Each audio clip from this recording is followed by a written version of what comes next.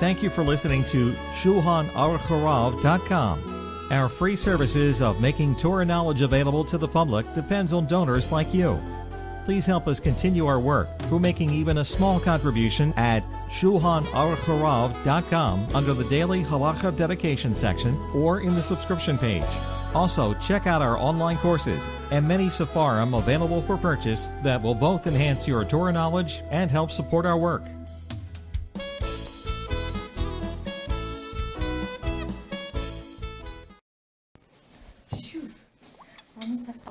I sounded good in the, started on the phone, but as soon as I hang up, I'm like, this is what you gotta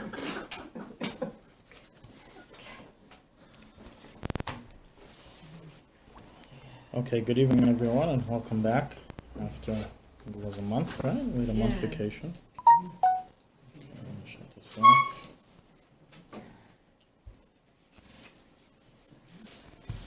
Okay, tonight we're going to talk about a very interesting subject. Maybe not for Tzfas, but for most places. In Tzfas it may be...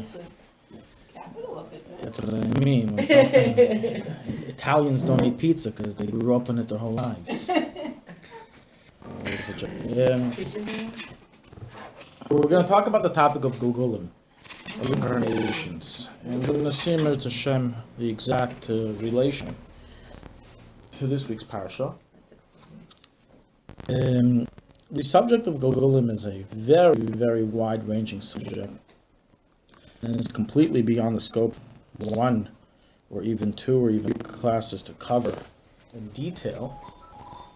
Many sefarim have been written on the subject of Gulgulim, starting with the Shar HaGulgulim of the Arizal and the Sefer HaGulgulim of the Arizal.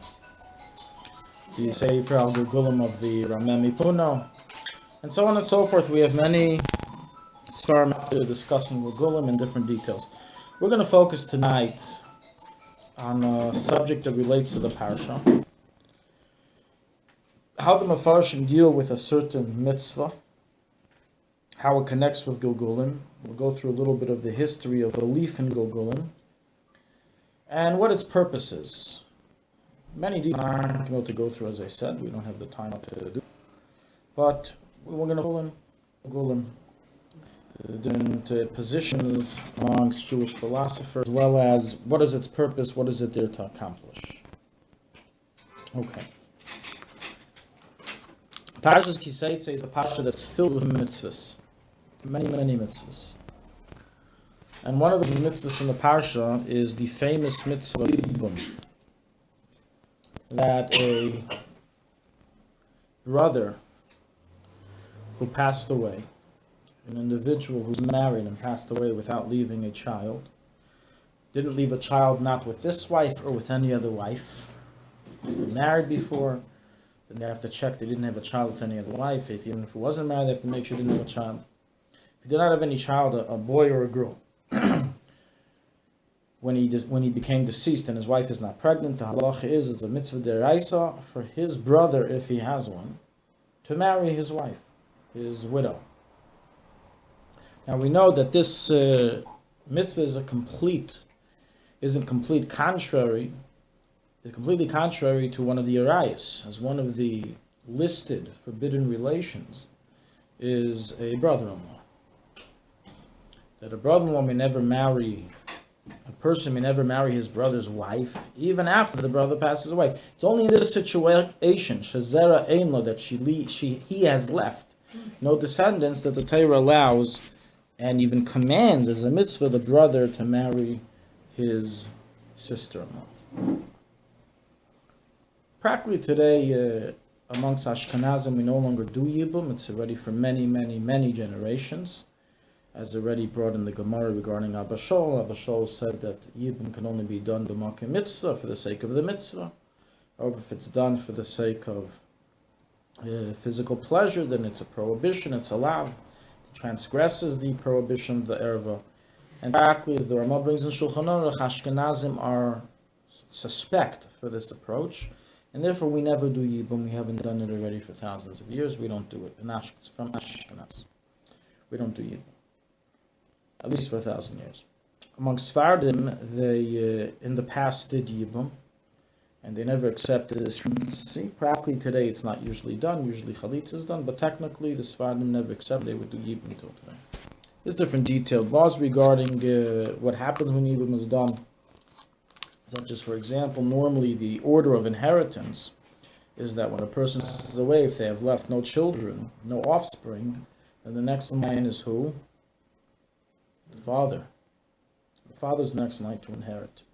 If there's no father, then it's his brothers. But first it's the father.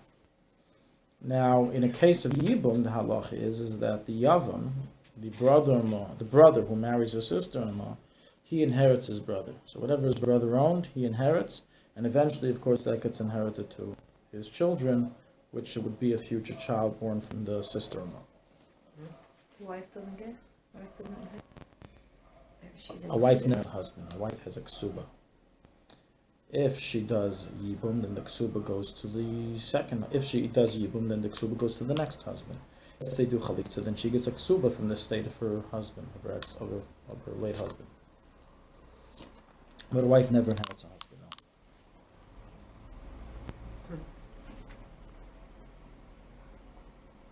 No. Okay. So we want to understand over here is that what suddenly happened. It's a very strange mitzvah when you think about it. A very strange mitzvah. We have here laws of arayas, of prohibited relations, of this specific relation as well.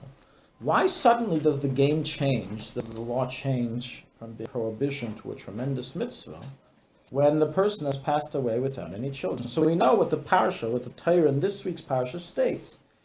Ashiyikim Shem al Hames, in order to establish a name for the deceased. The purpose of this matrimony between his brother and his widowed wife is to establish a name for him. The question is, how is that accomplished? And how is that accomplished specifically with the brother? It's not his child. It's not the deceased child. So what is it going to help? What does this mean to establish a name? Huh? Family name still stays. And so that would happen with any wife that the brother marries. Again, to somebody else. What you're saying would occur no matter who marries that brother. No matter who he marries and who he has children with, the name will continue. Why does he have... The widow had hard enough time. Let her move. You understand, he is prohibited from marrying somebody else. It's not just that we say you're allowed to. Not just it's a mitzvah to. You must. There's a connection here that's created, and if you don't break it, you're stuck forever. Just like an aguna. It's another type of an aguna. But today, do we still do chalitza? Absolutely. Ashkenazi? Everyone has to do chalitza. It's been a Torah. It's biblical. Absolutely. Only yibum we don't do because of the issue. So we do the second option of chalitza. Of course. No, what I'm saying, the family name for this woman, it'll be continuation through her husband. Like through her late husband. How? No She's children. marrying the brother, so there's no kids. So it's the brother's kids. It's not her kids. Right.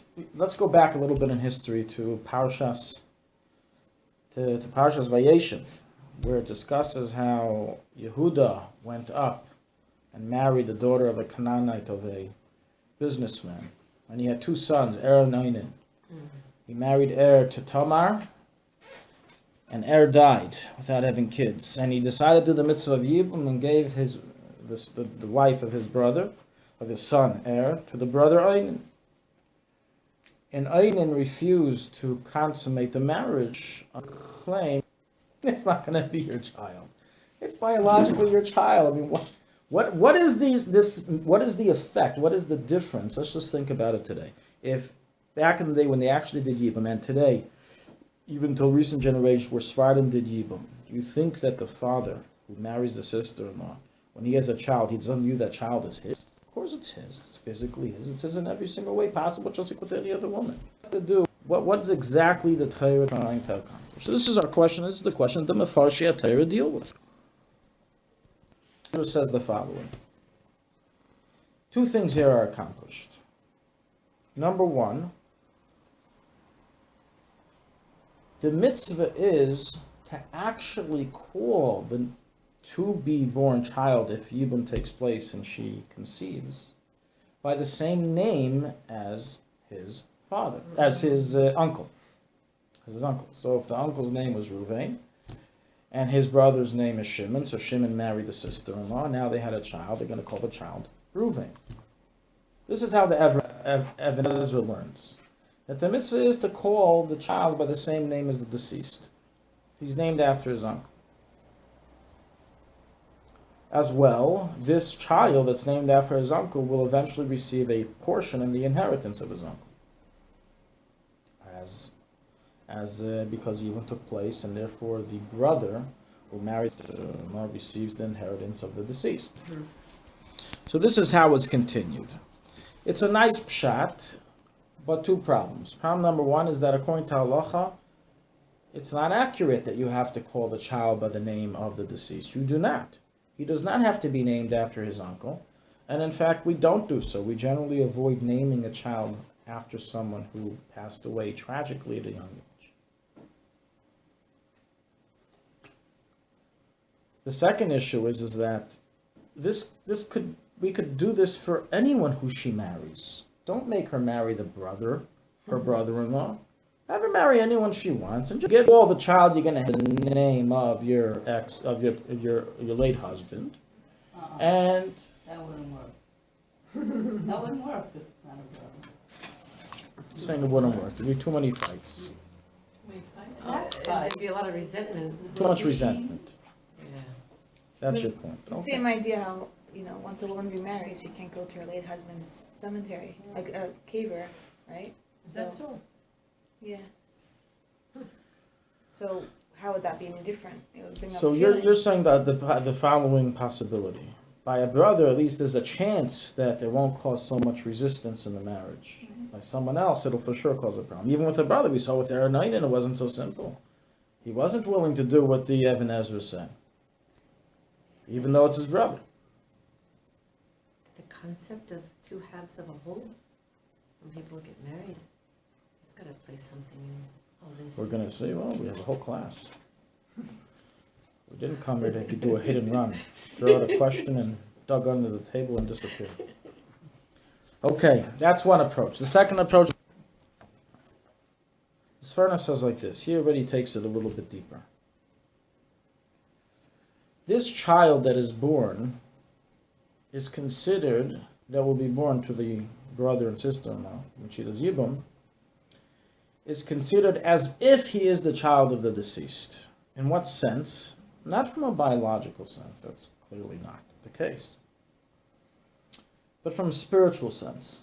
We know in halacha, it's brought down, we did a day of halacha on this recently, last week, that someone who unfortunately cannot have children, in place of having a child, they can adopt a child. And adopting a child and raising that child is as if it's as if that is their child, and they're getting the schuyas, the merits of that child. This is not the same case here. From here we already see a precedence of the idea that aside from biological children, there's other concepts of a child. There's other aspects that a child gives his parents that can be achieved even if it's not the biological child. And in this case, the Sforno explains as follows. Since the halach is that we don't just say that it's an obligation for the brother to marry his sister-in-law, but we say that there's already a connection. There's what's called in Maseches Yavam is zika liyibum. There's already an attachment to the yavam. And that's why if they decide not to do it, they need to cut off that connection through chalitza. There's already a matrimonial attachment between the two. Spiritually. Halachically. How is that matrimony already taking place? How did that take place? In other words, like this, that the Yavam in Atayra, when he consummates this marriage with his sister-in-law, he does not have to give her a ring. He does not have to say Ariat Mekudeshesli. He doesn't do anything. Whoa. He continues the marriage of his brother. Wow. They don't have their own chuppah? Whoa. No chuppah. You're kidding. B'derabbanan, yes. B'derabbanan, we require mimer, which is kedushin. So he does have to buy her a ring. So she'll get a ring in the end, but from a biblical perspective, there's no reason to do anything other than bring her home and consummate the marriage. No ksuba? The ksuba of the brother continues. Whoa. It's as if he steps in the place of his brother to continue the marriage. So the Sforno explains that being that this whole new union with the brother is a continuation of the original union, the child that is born as a result of whose kedushin? The deceased. Wow.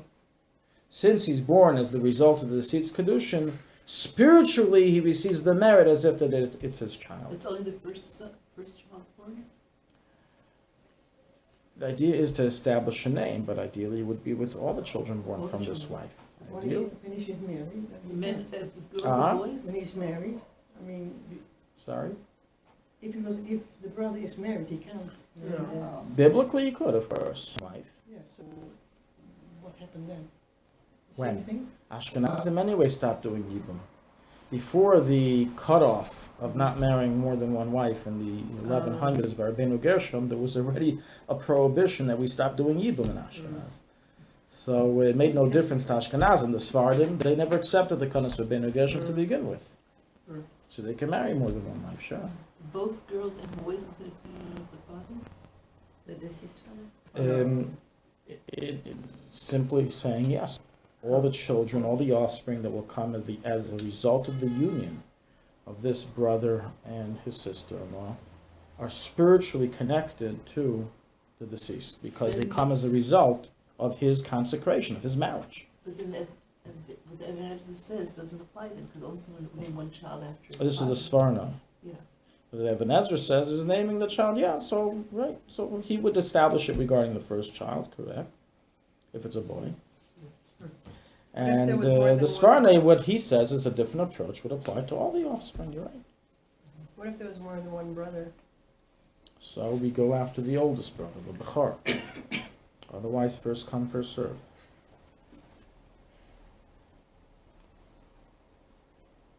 Interestingly, the Beis Yosef Kara from here, he dealt with a Shaila of where here in Sfas, of where an Ashkenazi girl who married a Sephardi fell to Yibum to his brother, meaning to her brother-in-law, which is Sephardi. She married a Sephardi, and he's Sephardi. Is Yibum allowed to take place? And he actually ruled that she cannot do Yibum with him. He cannot do Yibum with her because she's Ashkenazi. And Ashkenazim don't do Yibum. Wow. It's a very, that psak is it made a big revolution against the position that everyone who comes to Eretz Yisrael has to follow the Sephardi psak. Wow. It was such an approach that couldn't have it. Okay. We have another approach. The Ramban. We're going to Sforno's approach a little deeper when we read from the Shlach Kodesh. We're going to see.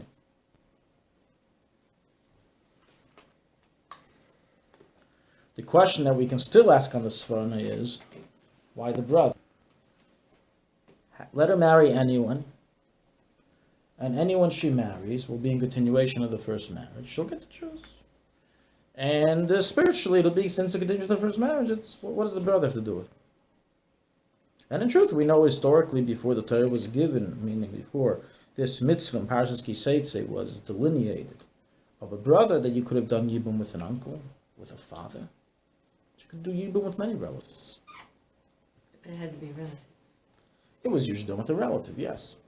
But I'm just saying, what's the necessity of a brother? So we're going to see a deeper shot in that when we read from the Shalach. Man, who was known as a very great critic of Scripture, especially when it came to something that Evan Ezra says that didn't feel right, and as well as someone who was inclined towards the commentary of Kabbalah. He writes as follows. First of all, number one, what Evan Ezra says, that the establishing of a name that the Torah, that the verse states, is accomplished, says the Evan Ezra, through naming the future child the same name as the deceased uncle, is incorrect. That's the first thing he says. Then what is correct? What is this? The Yakim al Shmai, that he will be established on his name. So the Ramban ends with 4 words. Al derech ha'emes haftacha. In the path of truth, this is a promise, and he ends. The Ramban very often in his commentary would give Kabbalistic jargon, would write Kabbalistic ideas in very, very secretive words. Wouldn't reveal too much information, and this is a classical case. He throws out over here, by the way, I know I knocked off his commentary, but al derech ha'emes, in the wisdom of truth, which is another term for Kabbalah, everything here makes sense. It's literal. And that's it, he stops. Leaves us to wonder. The Chinuch. The Sefer HaChinuch, said to be written by Aaron HaLevi in the 1300s, the Ra'ah. One of his mission statement in his Sefer of Taryag Mitzvahs was not just to collect the 613 mitzvahs, as many of his predecessors already did quite well, such as the Rambam, the Ramban, and others, but as well to explain meaning behind them, the purpose, the reasons, Tami HaMitzvah, Shorish HaMitzvahs. So when it came to Yibum, of course, he had to deal with everything we're dealing with. Why did the Torah command us for Yibum? So let's see what he says. He goes on the same tract as the Svarna with a few more details. He says the following.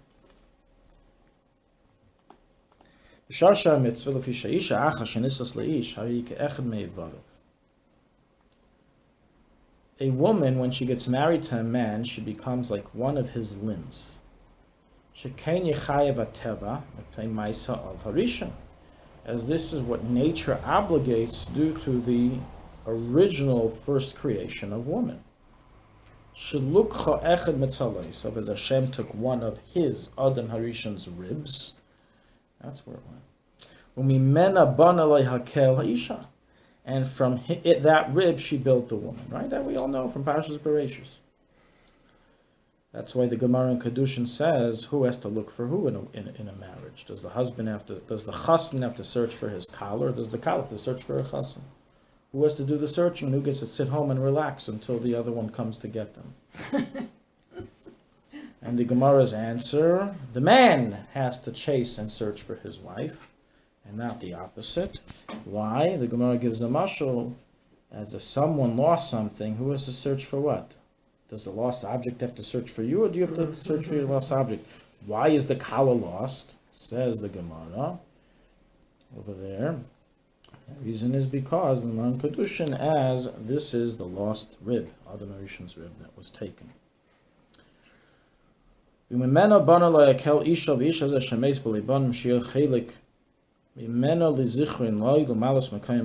he continues and writes like this. This man that died without children, in order for him to have a portion in this world and a memory, a commemoration, and to fill his place in this world in service of God, he has nothing left in this world except for his wife. What did we say before? His wife is part of him. So in essence, even though he left nothing, he left a little bit of something, which is his wife. His wife is part of him. She that she is the bone of his bones, the bosom of his heart, and the flesh of his flesh. So Hashem did a great kindness. Allah for this deceased, to establish for him a continuity. Through his brother.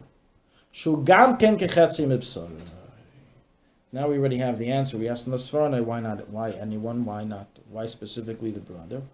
The brother is considered like half of his deceased brother's flesh. They both come from the same root, from the same father. They both carry very similar DNA, etc. So since the brother is considered also like part of the deceased, and the wife is part of the deceased, so they're both two, a male and female that are part of the deceased, get married, and then they can have a child that takes the place of the deceased. And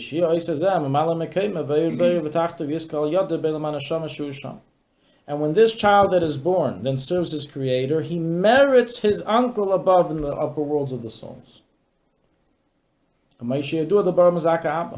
we see here once again in the same line of the Svarnai that this child is spiritually considered like the child of the deceased uncle.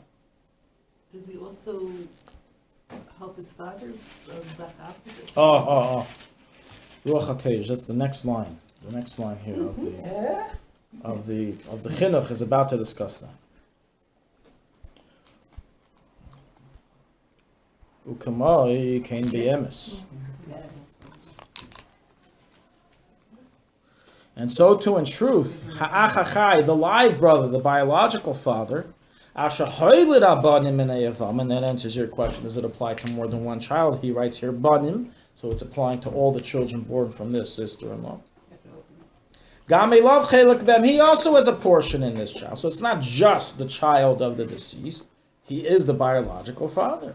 V'zeicher gam hu b'schusam, and whatever Torah and mitzvah and Avodas Hashem, all the children of this offspring commit throughout their lives, fulfill throughout their lives, is in merit of both the biological father and the spiritual father, which is the uncle.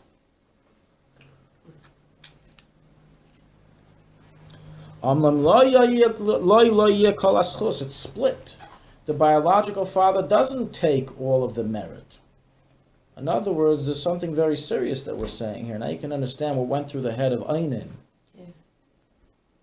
As we asked originally, this is just formality. I mean, it's your child. What do you... Okay, even if you go like Devin Ezra, you call him the same name as your brother. So what? It's your child. Spiritually, it's a joint child. It's a child of dual, paternal, from the father's side. That there's a dual relationship here between the two brothers and Kiviyachol, the ownership of the schuyas, of the merits of these children. Since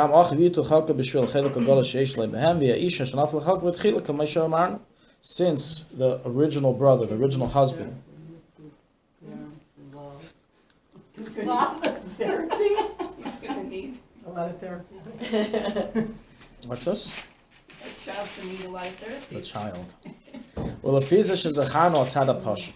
Shema akasav yeda einin. Based on this, we can now explain and understand what the verse says regarding einin. Ki lo yazer, as the child will not be his. In Yani, this means to say, ki chos chus hazer liyeloi, that not all the merit of this child will be his. Sha'achiv, as heir, his older brother, who was married originally to Tamar, since the matrimony, the consecration, is a result of his marriage, and she was his wife originally.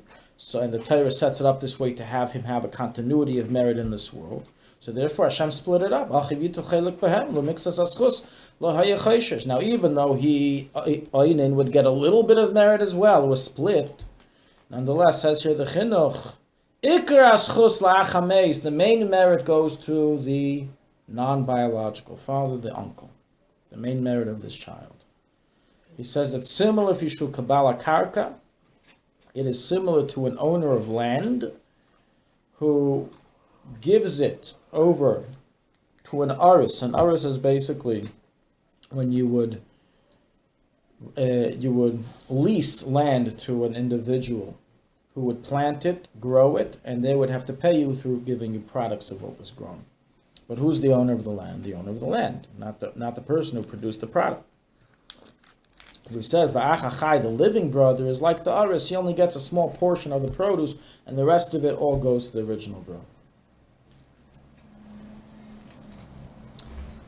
So we see it's a very similar approach to the Svarna. He just added here a few novel details, such as number one, that while the Svarna says, well, it's a continuation of the same Kedushin and the Suan of the first brother, he says it's because Hashem wanted to give a continuity to the deceased, and she is part of his flesh, he is part of his flesh, and therefore that's the best way of having this continuity. And he adds that the schuyas, and majority of the merits of the children go to the uncle.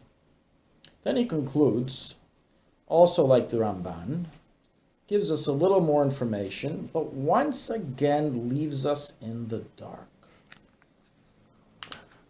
V'hineni imdaiti, in my opinion, sheyesh b'mitzvah hazois, ikar gadol. In my opinion, there is in this mitzvah a great foundation. V'tam nachan amiti, and a correct and true reason, eitz ala mekubalim, by the Kabbalists. But I'm not going to tell you. Don't say anything. However, I've already mentioned the introduction of my sefer. that I am coming here to say the pshat of the mitzvahs. I'm not getting too deep, and therefore I'm not saying. So what is it exactly that it says in Kabbalah?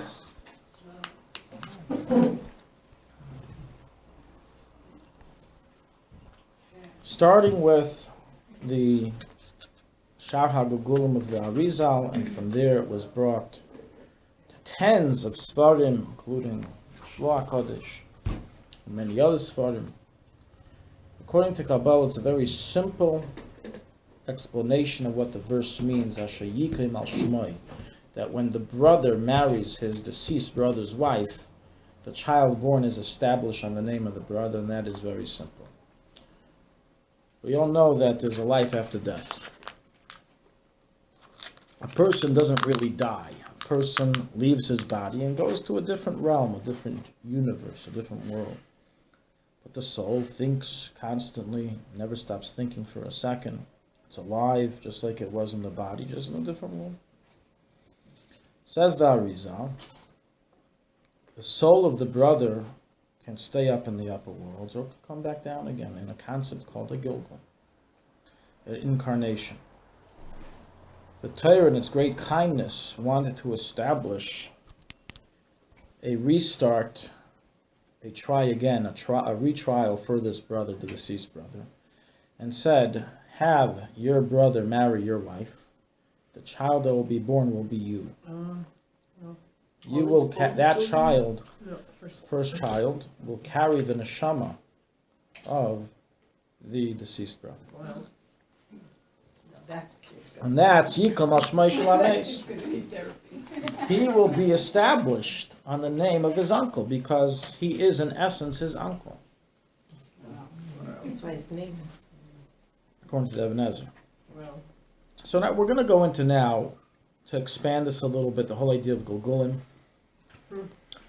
And hold on to your seats.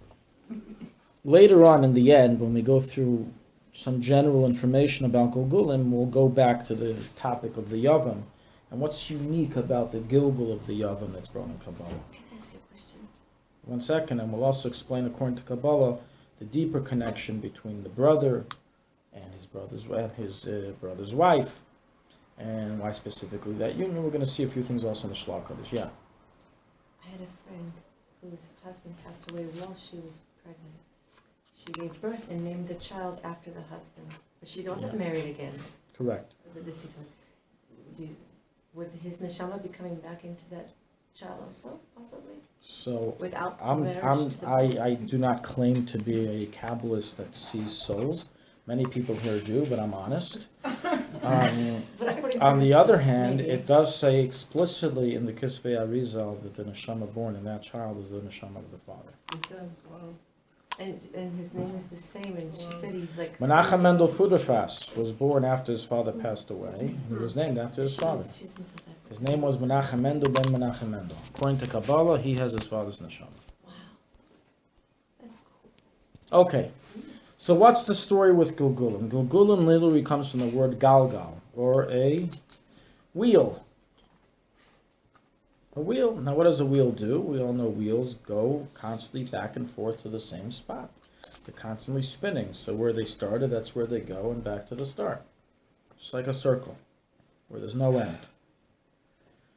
The concept of the Gilgulim has been floating around in world philosophy for thousands of years. While I'm not aware of too much early discussion of Gilgulim, it's sound to believe that people believed in it already for a while.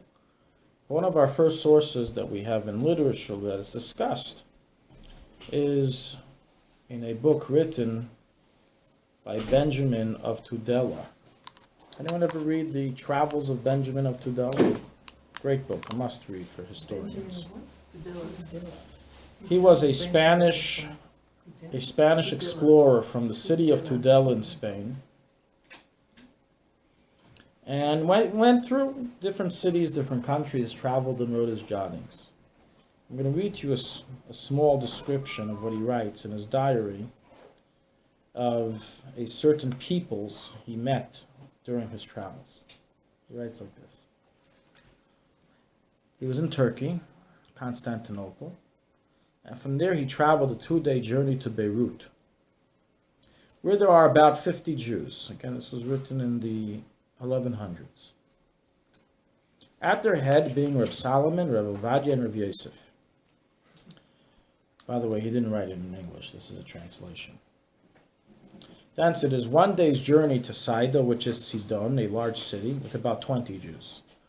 10 miles therefrom a people dwell who are at war with the men of Sidon. They call themselves Druzes. Druze. Ooze. Druze. Oh. They are pagans and lawless of character. They inhabit, he said that, not me. They inhabit the mountains and the clefts of the rocks. They have no king or ruler, but dwell independent in these high places. And their border extends to Mount Hermon, Wow. which is a 3 days journey. We're talking about a space where we live, right here. Mm-hmm. They are steeped in vice, meaning in misguided and forbidden behavior. Brothers marrying their sisters and fathers their daughters. They have one feast day in the year when they all collect, both men and women, to eat and drink together, and they interchange wives. They say at the time when the soul leaves the body, it passes in the case of a good man into the body of a newborn child, and in the case of a bad man into the body of a dog or a mule. Gulgulim, a non-Jewish tribe called the Druze. Oh, about them it says like. Yeah, Oh. they, the Druze. Gilgulim. And then he concludes, such are their foolish beliefs. Wow. This is one case example of the mindset of even Yidden. He was from the time of the Rishonim, Binyamin of Tudela, of what they thought about Gilgulim. And the truth is that pretty much until the times of the Arizal, the idea of Gilgulim, while it was proclaimed and believed in by different belief systems, different religions, Judaism was not a religion that adapted this universally. We find many famous Rishonim who had their negative points or disbelief in the concept of Gilgulim. Not having enough of a tradition and not having enough of a proof to introduce into Judaism. One of these was Rav Sadia Gaon, the Ravid Arishan, the Raivim, the Shem Tov, Evan Shem Tov Rishon, Rav Yitzchak Alba, the author of the Sefer Ikarim, the Rosh, in a response to his son Rav Yehuda, his son asked him, the Rosh, Rabbeinu Asher, what is your opinion on the Gilgulim controversy? So he said to him, there's sides for here, there's sides for there. But if you're talking about logic, there's not enough logic to support it. But if it's a Kabbalah, then we'll accept it. And so on and so forth. We've heard throughout the ages people completely and vehemently denying and negating the belief in Gilgulim as something that belongs to Judaism. There was a Italian thinker, a Yid by the name of Yehuda Aryeh Memudna. He was a very colorful character, a very interesting character. He wrote a sefer called Ari Noihem, which in English translated means the barking lion, the growling lion. And that book is dedicated from the first to the last page on attacking the position of belief in Gilgulim. Attacking the position of belief in Gilgulim. He lived in the 1500s. Before the era? Same time. But even from all the other Sfarim I mentioned, the concept of Gilgulim was already floating around the belief system of Jewry, but it wasn't yet concrete. And as we see, different Rishonim and different Rabbanim answered in different ways. It wasn't something written of in the Talmud or in Tanakh, and therefore they voiced their skepticism towards it. But he did the fiercest of the fierce in his book. He attacked it completely, says Avodah Zarah, idolatry to believe in such a thing, connects it with beliefs of the Christians. He was very, very strongly against Gilgul. He was also strongly against the Zohar, and in fact there's a group in Juri that accepted his derech. He's considered the father, the godfather of this group. Anyone know who this group is? The Dardarim. There's a sect of Yemenite Jewry, almost extinct today, called the Dardarim. They are a sect that a very famous Yemenite guy, who was also very close to the Rebbe, Rabbi Kapach, Yosef Kapach, belonged to, where they didn't believe in the Zohar. Didn't believe in the Kedusha of the Zohar, didn't believe the Rashbi wrote it, and didn't believe in Kabbalah. One of the first and most opinionated and loudly voiced opinions was of this Yehuda, of this individual, Yehuda Aryeh Memudna. And when his Sefer arrived to Teiman, to Yemen, the grandfather of Kapach read it, and he instituted this philosophy. The only thing is, when we learn a little bit about the history of this Yehuda Aryeh Memudna, as I said, a very colorful character. He's not the best to be on your rabbinical side of any debate. He was, first of all, he would walk around without a yarmulke, which was kind of strange, especially in those days already. There's a picture of him without wearing a yarmulke. He was frum, but he had his own way of doing things. He was also he was addicted to gambling. He was a gambling addict and blew out all of his money from gambling. Had a drinking problem and other issues.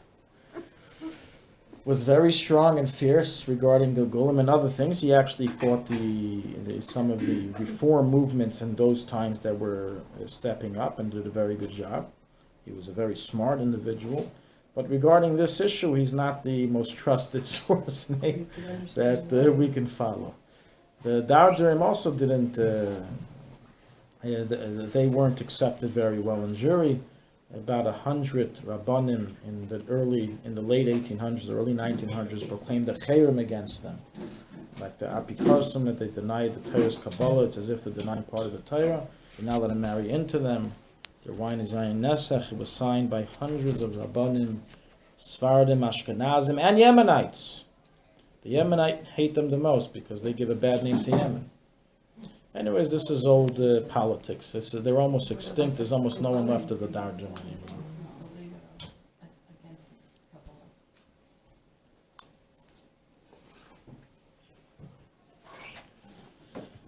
So that's the list of those who don't believe.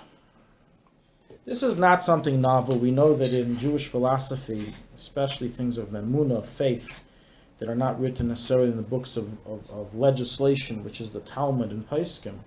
So there's room for difference of opinions or understanding or traditions in Jewish philosophy. And we see this with many, many, many different aspects of belief in things that today we believe is universal. Back in the day, was not universal amongst Jewish scholars, and there was debate regarding what is the proper belief for a Jew. And the rule of these things always is that just like in halacha, we have valid debates of what the halacha is, and once the halacha is ruled, passed on, and accustomed by the Jewish people, that becomes set in stone as the law. So too it is with philosophical beliefs. That once they have passed through the stage of the dispute and have become accepted and ruled by, then that's the halacha, and that's what we believe in. And while if someone says they don't believe in Gulgulim, they're making a very big mistake. We can't say it's kfira necessarily. It's kfira in something written in Ksvei Arizal, but we wouldn't be able to go as far and say that the, as I said, that the yain is yain nesach. However, with other things that are part of Jewish belief today that touch on the Gimel Karim, they can't say, well, I hold like this Rishon, I hold like this Paisik, I hold like this opinion. I hold like Hill in the Gemara that there is no Mashiach for Yisrael. Someone who believes such a thing is not because the halach has already been established that there is a Mashiach for Yisrael. And therefore, just like in any other matter of Jewish law, once it's been established, you can't just pick it out of a tree, something else, even if it's said by a sage. So too, in this matter as well. So the fact of the matter is, the Arizal, who studied under Eliyahu Hanavi, was one of the Bali HaMasayra of Kabbalah. He's the one who taught the Arizal this whole concept of Gulgulim, and the Arizal Sfarim are filled with it endlessly, with this idea. Something that also became inherited throughout the Sfarim of the Hasidic movement, the Baal Shem Tov, many stories of Gulgulim, and many Sfarim are filled with ideas of Gulgulim. The concept of Gulgulim is mentioned quite often as well in Sifrei Chassidus, in many different Sifrei Chassidus of all different sects of Chassidus. In Sifrei Chabad it's mentioned very often. The Alter Rebbe, in fact, brought the concept of Gulgulim in his Hilchos Talmud Torah, which we will read later on for a different to bring up a different point. But he mentions it in Halach, in the Shulchanaruch. And this Hilchos Talmud Torah was spread amongst all Jewry when it was first printed in the late 1700s. And there he writes a halacha that every single Jew is obligated, that the Mekubalim write that every single Jew is obligated to come back into this world as a Gilgul until he completes the Avodah, the mission that's set for him, as we're going to see. We're going to read it inside exactly what that is. Once I remember in yeshiva, I learned in a Litvish yeshiva in Yerushalayim, so a colleague of mine in the yeshiva, who had his Amunah issues, he once asked me, I know you know a lot of opinions. Tell me what is the most lenient opinion regarding Hashgacha Pratis, and that's what I'm going to follow. What's the most lenient opinion regarding Amunah and Hashgacha Pratis? That's what I'm going to follow. What's the That answer? was, I'm not going to answer Oh, that come now. on. But that was, I was shocked to hear such a thing. You know, I would, what's the most machmer opinion? I mean, what's the opinion that says that God is most involved with me in the world? Yes, what's the opinion that holds that God is least involved with me in the world? I want to still be Jewish. I want to be religious still. So, but give me the least of the least. It's like going to a restaurant. Listen, what's your most non-kosher item you have on the menu? Or what's the item that is most machlekes? Anyways, so this individual asked me regarding Gulgulim, and he was of the position that no, I don't believe in Gulgulim. It's not something that is written in Nigla, it's not something written in the Gemara, it's something written in Kabbalah, and I don't have to believe in it. So the truth is, there's a sefer that's very widely accepted amongst the Litvish, even though, as we know, Sfardim and Chassidim all accepted Kabbalah with open arms. Nothing to talk about there. So if it says it in Kisvei Arizal, it's as if it was given from Moshe from Sinai, and it's set in stone, and there's no room by us for any questioning. But by Litvish Jewry, since they didn't accept Kisvei Arizal and matters of Kabbalah to the same length as we did today, Baruch Hashem, it's grown tremendously, the acceptance. And most people do believe in Gulgulim, also from the Lithuanian communities. But there still do remain some pockets that don't, again, due to the separation of powers that they hold between Kabbalah and Halacha. And so there's one very famous sefer that discusses Gulgulim, and that is the Chavetz Chaim. The Chavetz Chaim in Sefer Shmiras HaLashon in a number of places brings the concept of Gulgulim and discusses it as truth. So I showed this to him, and he was shocked. He said, Chavetz Chaim. Chavetz Chaim believes in Gulgulim that's good enough for him. It's not good enough for you.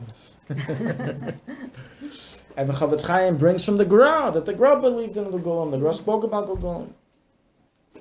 So there is no room, chas v'sholem, today for someone to go pick and start saying, well, I have over here of Sajigain, and I have... It's like someone saying, and I have over here Beis Shammai who says I can light from 8 to 7 to 6 to 5 on Chanukah. Thank you. Okay, so it's good that you have broad knowledge of different opinions. What on earth does that have to do with what you actually have to follow?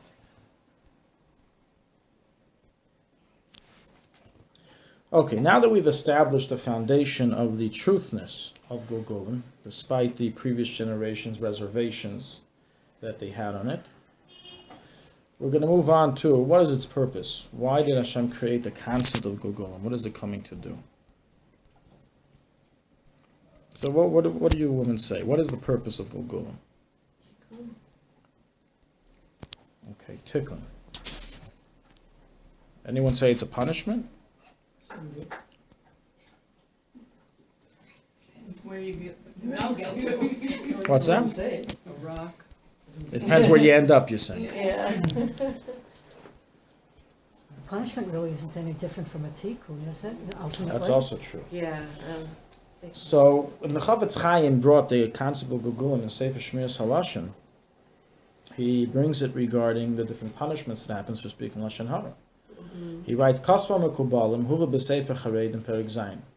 Shabal Lashon Hara, one who is a Baal Lashon Hara, he speaks Lashon Hara all day. Acher Misasim Misgalgal B'Daimim. After he passes away, he gets incarnated into a rock that's in the field. Can't say it, right? That's quite. Keep going. Ulafa'amim, however, at times, Yisgalgal Baal Lashon Hara B'Kelev. He gets incarnated in a dog.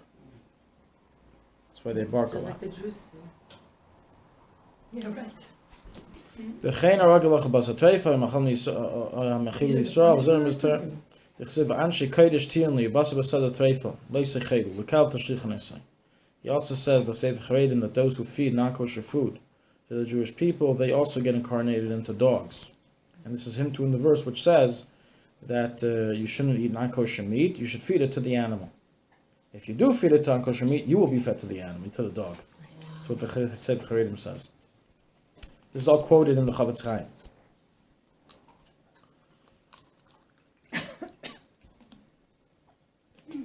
He then adds something that's written in Sefer Kabbalah.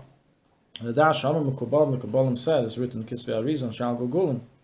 Shafi Shem Esgalgal B'tzuras Adam in Adeh B'Gugul Arishan. Even though someone who gets incarnated into a man, into a person, doesn't know of his previous Gilgul, which is basically all of us, as we'll read from the Rebbe, and that we are all Gilgulim of some previous person. We are all here to try again. We don't remember that lifetime, right? Nobody here remembers. Okay. Nonetheless, when they get incarnated into an animal or a bird, they know everything. They know their first Gilgul, Meitzum, Etzar, and they are very saddened. They're saddened. How can they rectify if they're in a non-volunteer? Good question. Who says that? We'll see from that result soon. So that's not a punishment. Yeah. What's that? Then it's not a punishment to become a dog. I guess it's your dog. Yeah. I wouldn't wish it on my worst enemy. I don't know what the punishment is on the tikkun. So that they're aware. In a dog, yeah, that's what the result writes. And I'll explain why. It's as if The Alter it's a Rebbe person explains in the this in Tafresh Samach Vav, Sefer Maimon Tafresh Samach Vav. dog. They're thinking like a person in. Explain. The Alter Rebbe explains in Tafresh Samach, the Rebbe Rashab, explains in Maimon Samach Vav, is the following idea.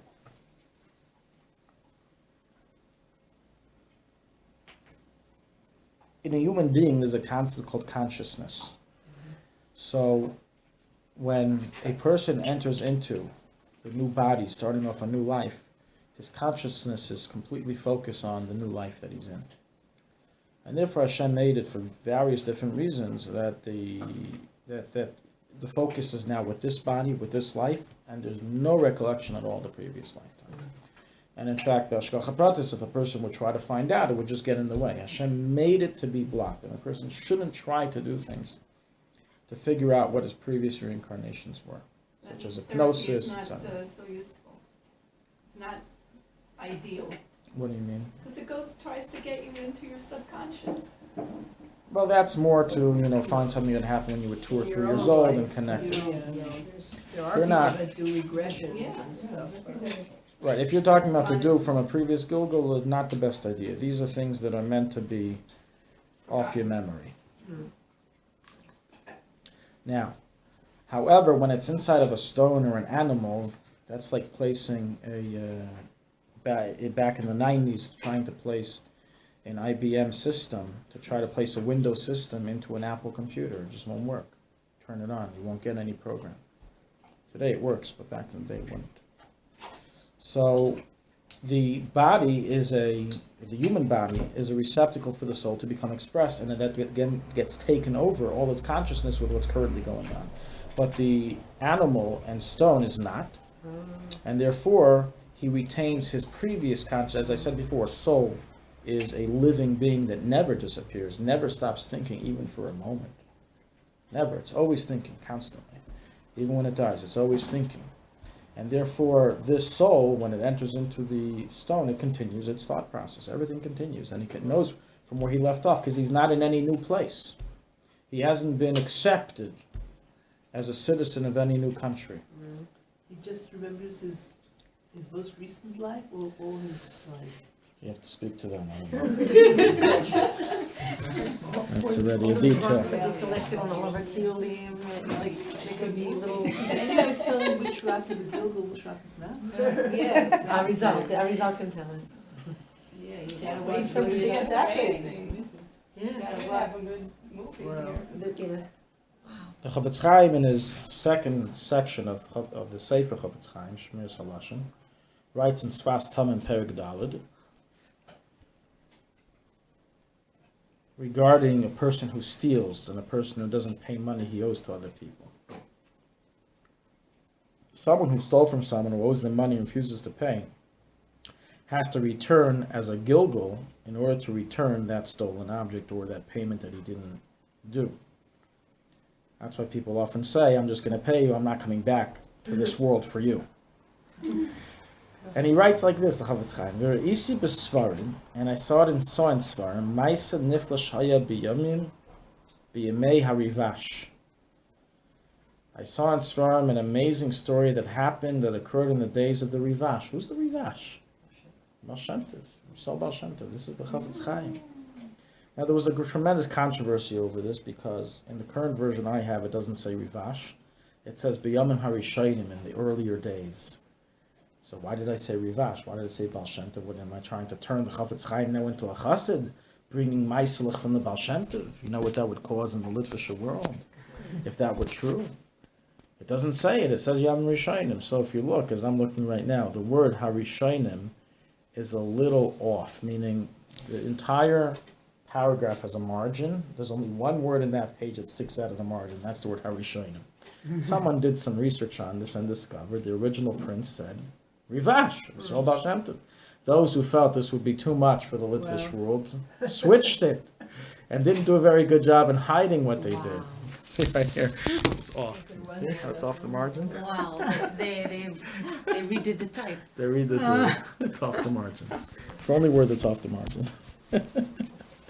Anyways, so this is just a side point. So Rivash. So an amazing story that happened in times of the Baal Shem Tov.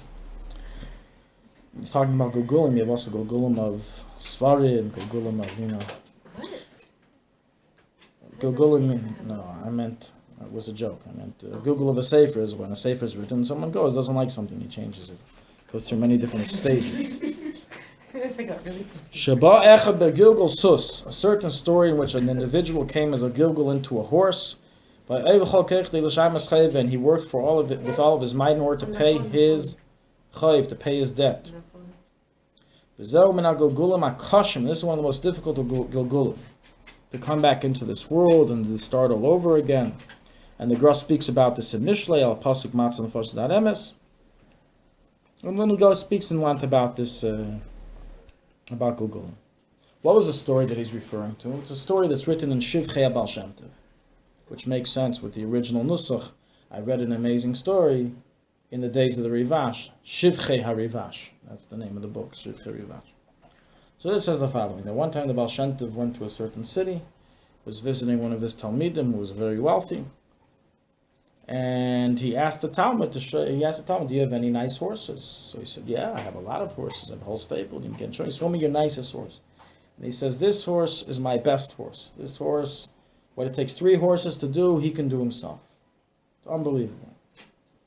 He then asked him, how was business? And he said, he's very wealthy. A lot of people owe him money. So he said, I want to see your shtori chayv. I want to see all the documents, IOUs that people owe you. And he went through them. And he took one out and he says, do you mind if I keep this? You donate this one to me. And he says, sure, I have no problem. Not just because you're the Baal Shem Tov, but because this person passed away. He can't pay me back anyways. It's worthless. He's dead already for a number of years.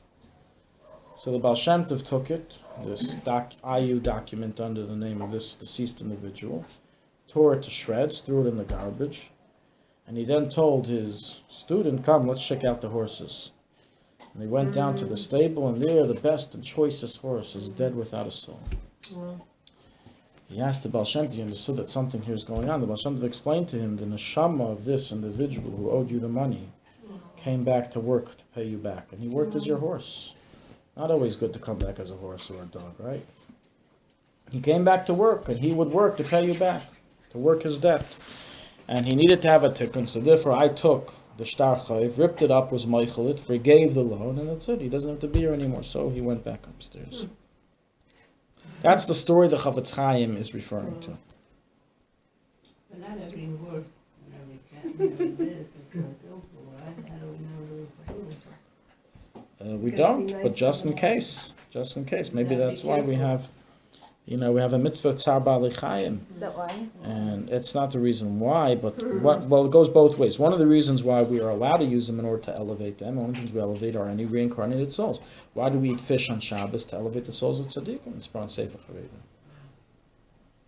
So 100%, the concept of eating and using things is for that type of idea. Okay. That includes the Well, once was a fish. It is fish.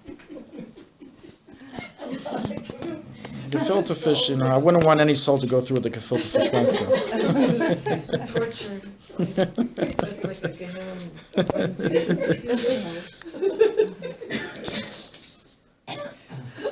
Get some carrot gugulim, some gugulim of the other vegetables. Okay. So we started off, what is the purpose of the reincarnations? And we said one of the positions is as a nonish, as a punishment. The guy owes you money, he didn't want to pay. Okay, he'll do it next time, next lifetime he'll come back and he'll pay in a harder way. So one is as a way of a tikkun, as a punishment for the person. The Arizal over in Sha'ar Gulgulim has a whole philosophy about Gulgulim, which is very different than the normal philosophy that people have. The Gulgulim is a punishment. Punishment that Hashem gives for Averis. So you come back, you have Gehenim and you have Gilgul. And if you're going to do this, you come back as a Gilgul. That's one understanding. It's true. Certain souls have certain Averis come back as different Gilgulim.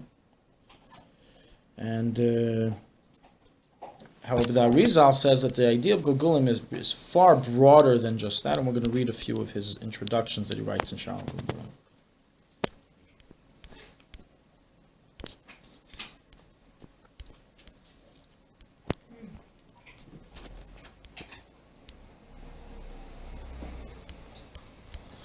So in the beginning of Sha'ar Gulgulim, the first Sha'ar, the Arizal writes as follows. His student, Chaim Vital, in the name of his teacher. There are 5 levels of a soul, as we know. The Nefesh, Ruach, Neshama, Chai, Yechidah. 5 names, 5 levels of the soul. In Chassidus, in general, it's explained how these 5 parts relate to the body. The Nefesh is the soul that's in charge of giving us energy to do action. Koyach HaMaaseh. The Ruach is the energy for emotion. Koyach HaChagas, Midas. While the Neshama is the Chabad, is intellect. It's the soul of the intellect. And everyone has all 3. Here, and in the bodily limbs of action. And as well, we have the Chai Yechidah, which belongs to the person, but it's up in heaven. In Teres HaRizal, it doesn't negate what we just said. It's all true. But the Arizal discusses as well 2 systems of souls. You have one system which is the particular system, and one system which is called the general system, or Makif and Pnimi. The Pnimi system of the soul is what we discussed. That you have a Nefesh, a Ruach, and a Neshama. You have action, you have emotions, you have intellect. And that every single person has. But that itself, the Nefesh, Ruach, Neshama is itself a prati level, a detailed level within each of the 5 souls. In other words, you have a general Nefesh, which is called Nefesh HaKlali, a general Ruach called Ruach HaKlali, a general Neshama called Neshama HaKlali, a Chai HaKlali and a Yechidah HaKlali. And each one of those contain those 5 levels. So we have 5 times 5, and in the end we have 25. Now, which system makes it into the body? So in the detailed levels, the nefesh, ruach, and neshama go in. But of which general level? Is it of the nefesh? Is it of the ruach, of the neshama? So he says it goes in order. A person's first time in this world, many years ago for us, the nefesh is the first one to come in. And a person has to work the game of life in fixing his nefesh. What exactly fixing means, we'll soon see from the Alter Rebbe, which is based on, anyways, the Kisvei Arizal. We'll read it from there in Hilchos Talmud Torah. Once he fixes his nefesh, he then merits his ruach. He fixes his ruach, he merits his neshama. He fixes his neshama, which means he fixed all 5 parts of his ruach, fixed all 5 parts of the nefesh, merited the ruach. Fixed all 5 parts of the ruach, merited the neshama. Fixed his neshama klali, the general level called neshama. He's done. He goes to the first class lounge called Gan Eden until Mashiach comes and you have Tichel and he comes back down. But he's done. That's it. He's finished his work in this world. But the work in this world in Arizal theology is fix your nefesh, fix your ruach, fix your neshama. It's like 15 gilgulim minimum. No. Slowly. Okay. Let's not give anyone bad luck. Yeah, no, it's In the first time a person comes down here, says the Arizal, his first lifetime, he's able to fix all 3 in that lifetime if he merits. He can finish everything in one shot, he doesn't come back down anymore. But that's like playing a 100 ground set of miniature golf, and you have to have in the first shot get it in every single one. So how lucky can people get already? So Bekitzer, in summary, almost everyone has to come back, because almost everyone has bumps in their first lifetime and requires a start over of the game. Then already they have to do 1 lifetime per soul. 1 lifetime per nefesh, 1 lifetime per ruach, 1 lifetime per neshama. When they finish doing the ruach, they can leave the world, they're done. They can come back again. Another time for the neshama. And fix the neshama. But this is something that everyone has to go through to fix all 3 parts of the souls. Now what exactly is the fixing? What is this tikkun exactly? What was wrong with the soul to begin with that it has to be fixed? What's broken about it? That's our first question.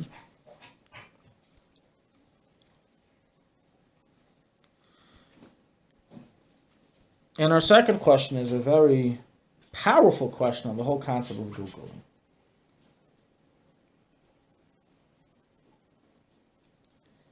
Many of us, I'm sure, are aware of a concept of a system in computers which plays video games. I'm sure some of you may have even played video games. As a child, I grew up on video games, so I know it quite well. Now, in video games you have different levels that you have to achieve and accomplish.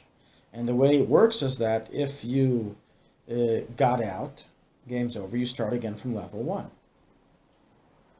Now, only the best of the best actually conquer and win the game. You have to be you have to have a lot of boredom, a lot of unemployment going on for a person to actually go ahead and achieve something. What am I trying to bring up? If we're saying that a sin, right? Person came down here the first time, didn't manage to do the job either due to lack of mitzvahs or averus, and we said that there's always averus coming up. When will the game ever end if in the next Gilgul he'll also be doing averus? And in the next one he'll also be doing averus. He's always going to get up to level 1 and get out in level 1. How does it ever progress to the next level?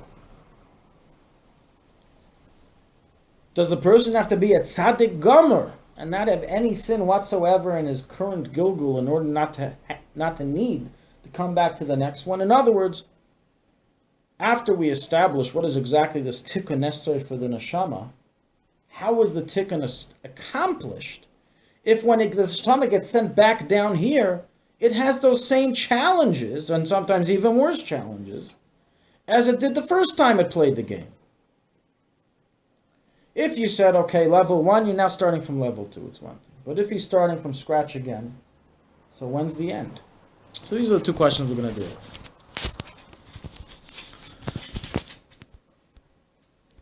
Question number 1 is discussed in Kisvei Arizal, brought also in the Shlach Kaddish, as a quote from the Arizal, and recorded in the Alter Rebbe Hilchos Talmud Torah. And read it from here, and then read it from the Alter Rebbe Hilchos Talmud Torah. What is the tikkun that we're trying to take place? We're trying to accomplish this thing.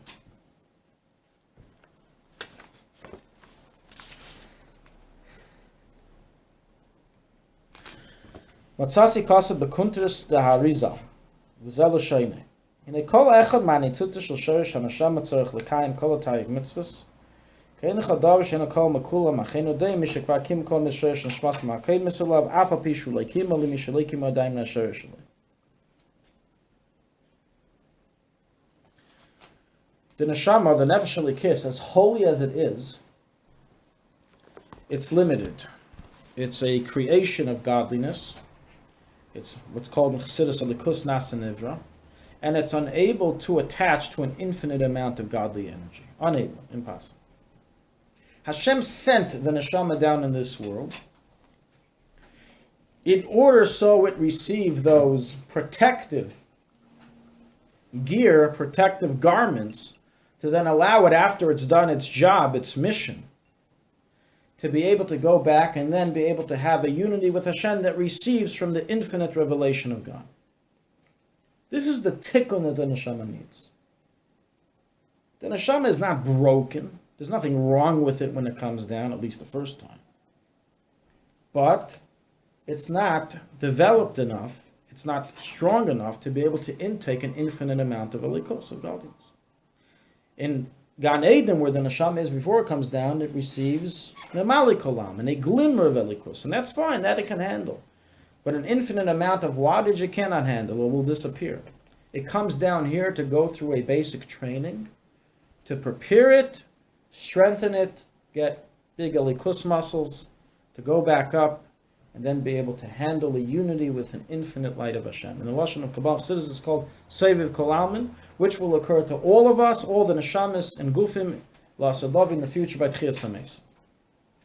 So the purpose of this world is to build, exercise the neshamis to reach this ability. Now how is that accomplished? That is accomplished through attaching 613 electric cords to the soul. There are 613 sockets in every soul. Shasa Gidim, Ramachevam Shasa Gidim in every soul, just like physically in the body, we have spiritually in the soul. And when a Jew does a mitzvah of the 613, whether he does it in thought, speech, and action, and all those three levels, that mitzvah that was done then attaches to its socket in the body and its socket in the soul. And the other end of the mitzvah is attached to Elikus, to infinite Elikus. And that allows in the future for the soul to be able to receive. It's as simple as jump-starting a car. And when we talk about a tikkun, this means that the neshama has to come down here the first time, fulfill the taryag mitzvahs with its nefesh, fulfill the taryag mitzvahs with its ruach, fulfill the taryag mitzvahs with the neshama, all cords attached, all sockets have their cord that of current of elikus electricity within them. He's done. He's a ready product for Lasalavi for the future. But no person can do all time mitzvahs. Some only for Torah, some only we'll get to that soon. Very good. Let's read it from the Alter Rebbe. The Alter Rebbe writes in Hilchos Talmud Torah, chapter 1, halacha 4.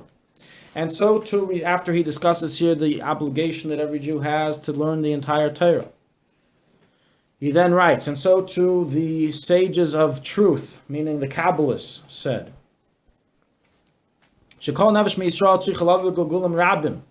that every Jewish soul must come down here in many incarnations until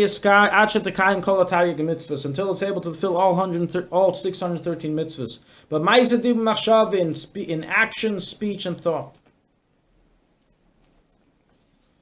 So there's three formats of the 613 plugs. One in action, one in thought, and one in speech.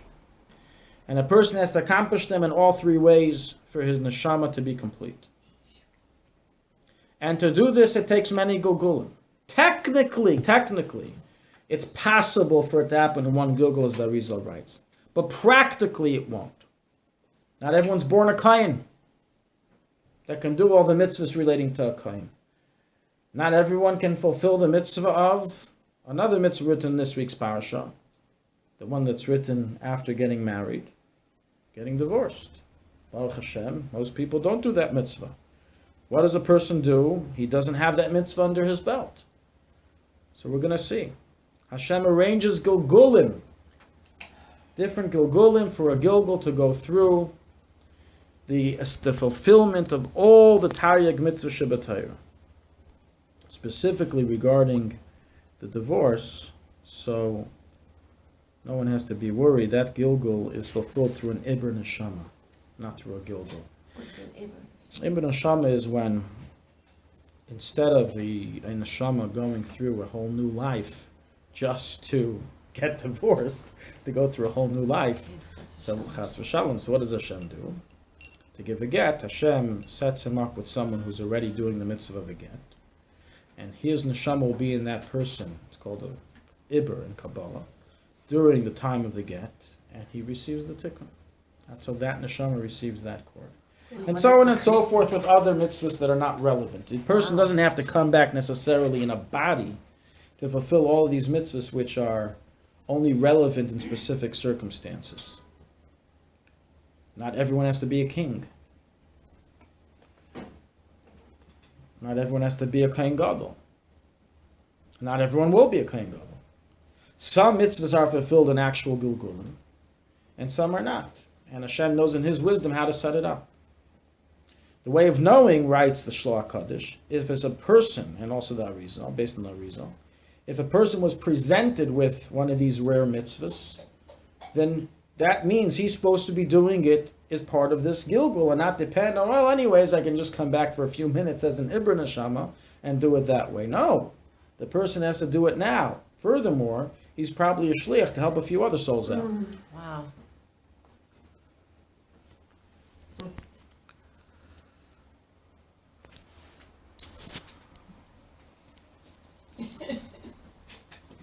Furthermore, said the Kabbalists,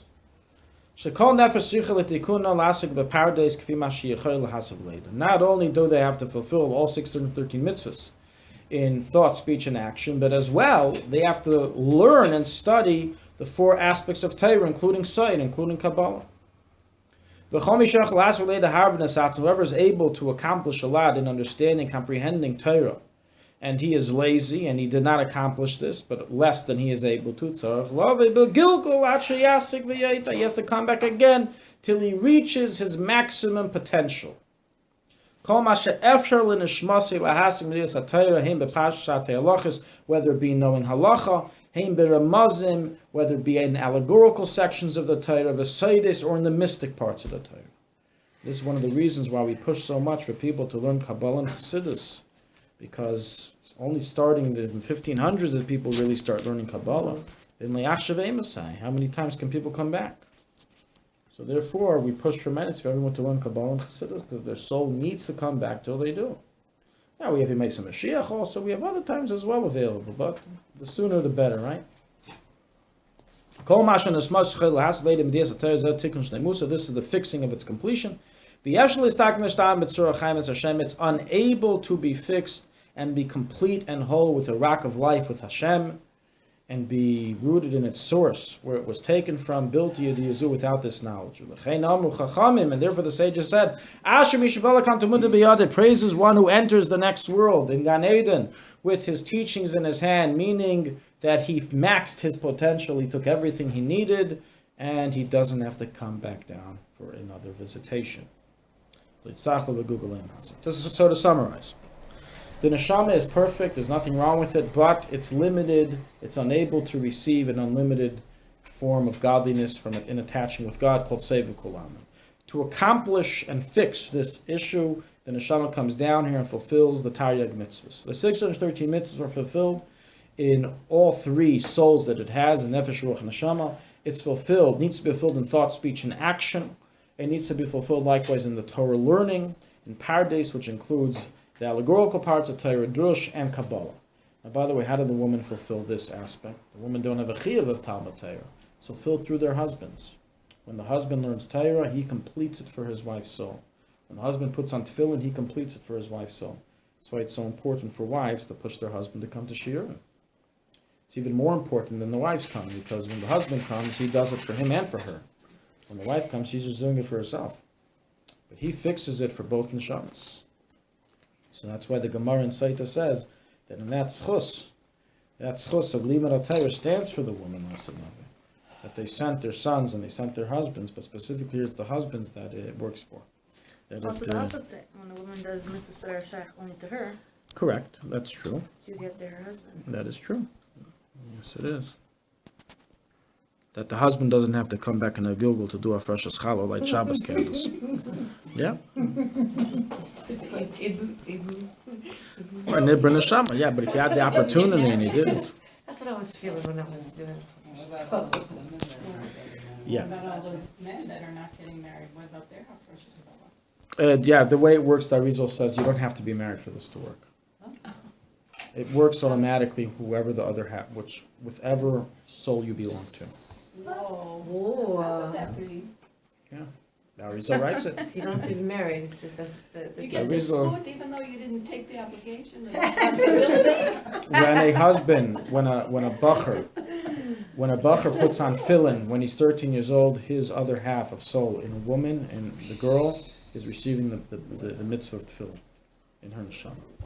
She gets that plug. So what happens at the chuppah then, once they get married? Is there an extra? Is there an actual connect? Right, of course there is. There's many other things that are accomplished through marriage, but this idea of a tikkun, of the neshama, of attaching the plugs is not related to marriage alone. Even before marriage. It's already, the neshamas are already connected. Regarding this, there's many other aspects that marriage bring along. But it's skillful in an inanimate object or in the animal. So how does that Oh, help okay. the soul? Right, very good. So let's discuss this. She's quite Kabbalist. It's no accident you live in Kiryat Arba. Yeah. So now that we've changed the mode from going from that Gilgulim is all about punishments to no, Gilgulim is the system that was set up and how a person can eventually reach completion. And there's nothing wrong with being a Gilgul, and in fact we can now call ourselves proud Gilgulim. We are proud Gilgulists. I'm a Gilgulist. A proud Gilgulist. You know? We are here to complete our mission that was, for one reason or another, not completed in previous generations. Whoever isn't here, it's because they're done. They're finished. So whoever's still here, it's because we're still going at it. And there's nothing wrong with that. We're working on our way of going up the levels. Now, let's go back now let's go to our second question. So it's not just that if a person messed up, Hashem now wants to give you pain and suffering, and He sends you back to give you pain and suffering. No, it's the system of connecting the plugs of Elikus to your neshama so you can receive an infinite amount of Elikus. But how does it work? Okay, I understand the plan. It's a great plan, and it's not negative. It's positive. But if he's going to restart again with the same Torah and mitzvahs, then he can once again fall on the same challenges. If the system would work, okay, listen, your previous Gilgul, you already did mitzvahs A, B, and C. You don't have to do those. Don't worry about those, okay? Just focus on this mitzvah, okay? You already did everything. You learned most of the Torah. There's a small section in Hilchos Tumas and Isus you missed. Study that section. That's all you have to know in this world. Tefillin you already took care of. Don't worry about tefillin. Don't worry about getting married. Don't worry about it. Have a good time. Just focus on this mitzvah. But we're not born with, we don't come out of the womb with a paper with instructions. Manual. A manual for the current Gilgul. Right. Yes, so. So how does the system work? If we don't know, we can stumble again on many sins, maybe stumble on the sin we came here for to fix. And it will just go on forever. So how does the system ever end?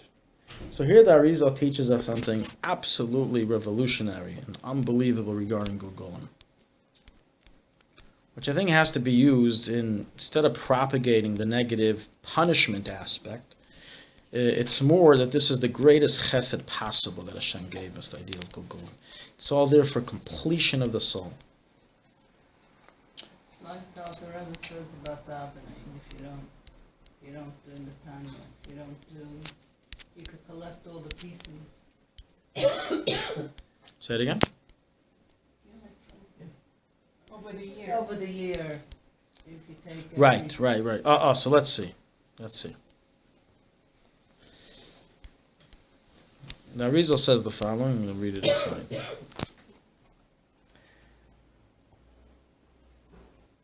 If a person needed to come back a second time, which, as I said, in most of the cases, if now he did his nefesh, now he needs to do his ruach, or he didn't even do his nefesh.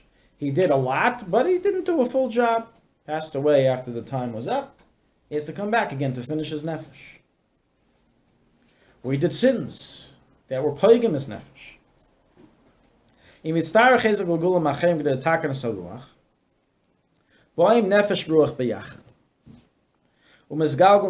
talks about a case, but the same case applies regarding the nefesh. The section I'm reading is referring to a nefesh and ruach. The person already completed his nefesh, but got his ruach, did a sin with his ruach. So in the next Gilgul, the nefesh and ruach come back together. Not just the ruach that comes. The nefesh and ruach come together in the body. Until the ruach is complete. And then the person will pass away, as already explained. Once you're past the first Gilgul, it's one at a time. One level at a time. He has to leave and come back to get the neshama. And then in the next Gilgul, we'll come back with all three. Until also the neshama is finished its tikkun. And then in all those subsequent Gilgulim, meaning in every subsequent Gilgul that a soul goes through, if a person sins in that new Gilgul, which probably will happen, it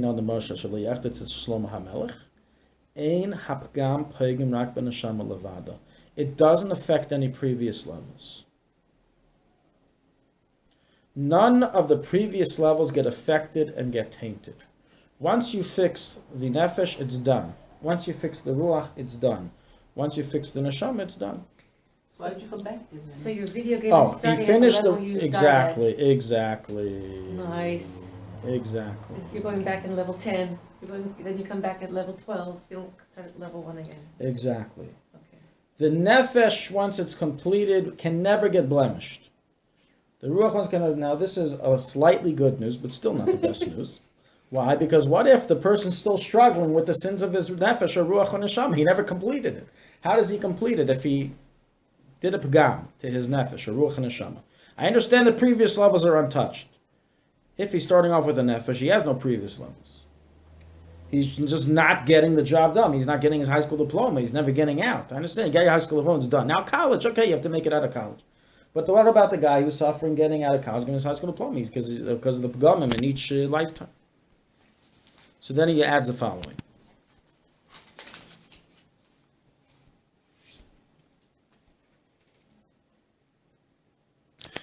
Kivan nefesh hazu bechlalusa sevelas ata yisurim va'in shem aboim al aguf hazeh b'chayev milvad ma shesovla kvar beguf marishonim shoshan etzutzeho v'gam sevelas sara misa hazeh sar shla'achar misa ha'idei kei miskapen avinesa rishonim v'omnam ha'mitzvah sh'astu b'gul marishonim v'gam sh'astu zeh ha'nitzas ata yish lechelek ata keniska. An unbelievable revolutionary statement in understanding the system Hashem created, not just with Gilgulim, but in general. Hashem is tachlis achesed, the epitome of kindness and good. And he wanted to set up a system that will work for his people, for his nation, for his firstborn children, B'nai B'chayu Yisrael. That we will eventually make it and merit being able to bask in infinite elikus with him. And therefore he set up a system. When the nefesh, when a soul comes back down here in a Gilgul, whatever level is coming back, not only does any sin not affect any previous levels already fixed, but furthermore, any old pagamim, any old blemishes that he's carrying from his previous Gilgul, or that he does anew in this Gilgul, they get washed away with the Yisurim and Einshim. They get washed away with the suffering and punishments that the soul has to go through by being in this body again. We think it's fun to live. The soul doesn't think it's so fun to live. Think about what it lived in upstairs, up in heaven. So just living in our bodies is already treachery for the soul. Going through death is treachery for the soul. Having to come down here again is treachery for the soul. All these mises and pains, they atone, and they are like the needle heated over the fire that burn out any of the bad parts that are still attached to the neshama. However, the mitzvah, says the Arizal, the mitzvahs keep piling up of the previous Gilgul and the current Gilgul. Yeah. So you're always gaining more points, and the sins are always being washed There we away. go. So what about all these horrible things like kafakila and That's all part of it. It's all part to you wash said it in away. this body? Kafakela doesn't happen in the body. I know. Kafakela is after a person passes away. Right, but it sounds like if you're living in the body takes care of it, you wouldn't have to go through that. Correct. That's why a Gilgul is a huge chesed. Uh-huh. Kafakela is saved for a few reasons. Not everyone merits a Gilgul. There's different issues that come up with people in this world. Some sins require a wandering, getting lost in the spiritual worlds for many years till they finally get a Gilgul to come down. Think of it like finding lahavdil of havdalas, but someone finding a surrogate parent to carry their egg. It's very difficult. You have to have a search. It's very hard to find. So until a body is able and acceptable to receive an neshama in Gilgul, sometimes it's immediate and sometimes it takes time. The Arizal brings many different stories of different Gilgulim and how long they had to wait until they were able to come back down. Now, Gilgul is a tremendous chesed. The neshama is not necessarily always suffering when it's hanging out in the upper worlds, but it's definitely not having a 5-star hotel. It's Well, the Rebbe definitely said not. everybody in this generation, well, the women, We are all Gilgulim, correct. But there's many souls still waiting to come down. There's many Gilgulim souls that need to come down. They're waiting for bodies. They're waiting to be fixed. So all those That's why tortures that we everybody's read alive, about something. are Hmm? kafakela and all these other. So kafakela is a system that's worked in one of two cases. It's number one, a preparatory taste of Gehenna. It's like the smorgasbord before Gehenna. It's like, it's like the appetizer. Kafakela is basically that the neshama goes through a certain cleansing of regret of all of its sins when it now sees the truth and then has a review of all its past lives' actions, and that tremendous pain and regret and remorse is itself a cleansing. It's all cleansing. It's just different types of cleansings. Now, when neshama goes through kafakela before it enters into Gehenna, and it goes through chibur kever by the time of Gehenna. Gehenna is already the final process of getting the neshama refurbished to go into Gan Eden. It's all a cleansing process. But part of the cleansing process takes place through Gilgulim. And it's all there once again. This is what we're setting up. The mitzvahs always remain adding in each Gilgul until a person accomplishes all 613. So he doesn't start again with the 613 number each Gilgul. On the other hand, the Averas keep on getting refined. Now, does Hashem allow this to go on forever? So the Arizal says that basically Hashem adapted the California policy of 3 strikes you're out rule. Everyone know the California policy? You do 3 criminal offenses in California, you get life in prison. That's why California is the most overpopulated prison population in the world. doesn't matter what it is for. Doesn't matter. Even if you stole a pair of shoelaces, stole a pair of shoelaces, life in prison. Unless you're an illegal immigrant. Then you get it free. You don't get special benefits. 100%. But otherwise, you get life in prison for 3 offenses. So the Hashem has a similar system, and a lot of people use this. You have the Darshanim, I've heard them say, you have a 3 strikes you're out rule. That's it. It's 3 strikes, then you're finished. It's not really accurate. The Arizal explains that the 3 strikes you're out rule is talking about a Russia, Gomer, who Mamish did nothing meritorious. He started the game and went backwards. Didn't do anything. Didn't even pick up 1 coin. Ever any Jew who did anything of a tikkun, anything meritorious in his lifetime, he already started It's not, doesn't count as one of the three. So a person can come back in 10 Gulgulim, or can go 20 Gulgulim, until he finally does the job. So how do people in the animal or in an object? That's also, it's a type of suffering. The tzaddikim go to fish. Now, I love scuba diving. It's a great world under the water, and, you know, as it's also more refined. But just the idea of the suffering of the soul, basically for whatever reason, and this I don't have an answer for, Hashem in His infinite wisdom arranged and created that pain and suffering cleanses. So Okay. Gilgul is So a Gilgul is painful. Sure, we said that the neshama knows where it is. It knows where it can be, and it knows that it's in a fish. Now, don't think of it like solitary confinement where, you know, it's all closed up and claustrophobic. It thinks, it can work. It doesn't go crazy. It doesn't have that same mental, you know. anguish. But it has pain in the fact that it was a neshama basking in godliness, and now it's stuck in this gefilte fish, you know. Why would tzaddik be put in a fish if it's gonna cause the... Because even tzaddikim have little things that need refinement. That's why.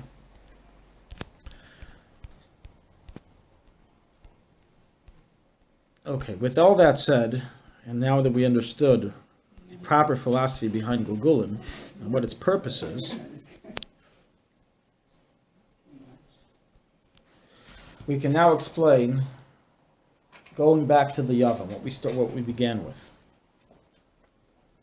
So the Arizal writes that the child that is born from this union, from this matrimony, is the same neshama as the person, as the uncle, as the deceased.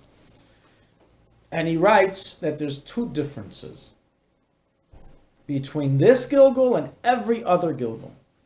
Yibum Gilgul is a special status Gilgul. The difference is as follows.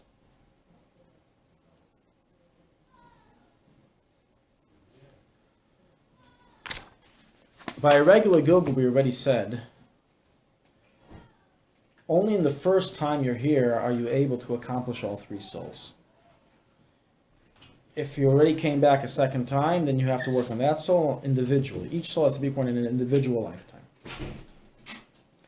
Likewise, what we didn't mention was, but we sort of hinted in what we said earlier, we're only adding, not subtracting. We're only adding more mitzvahs and not subtract, and it doesn't start over again. One of the reasons for that is because every part of the soul needs a plug towards the mitzvah.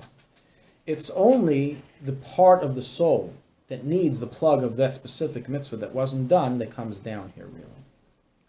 That comes down here in the body. That's what it's here for, and that's what comes down. So it's only a spark of the original neshama.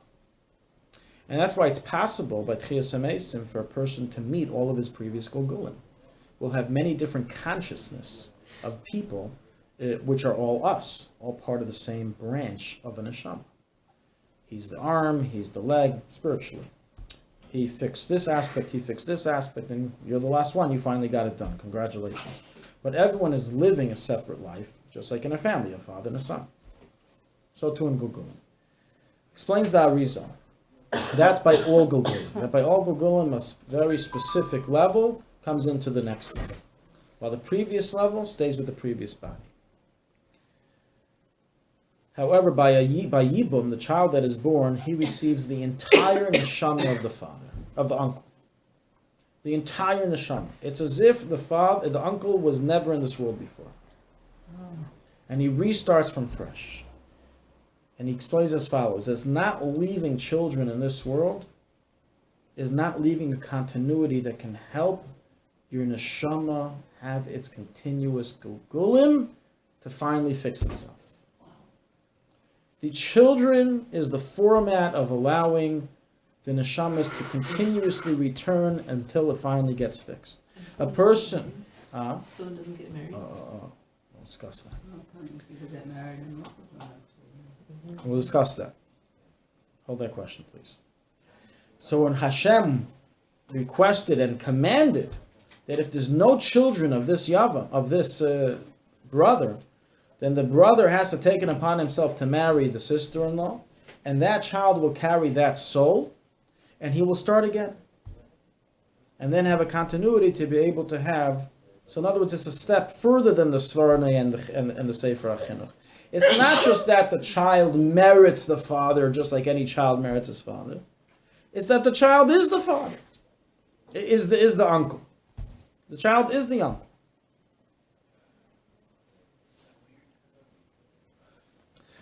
The Shlach Hadash explains it as follows.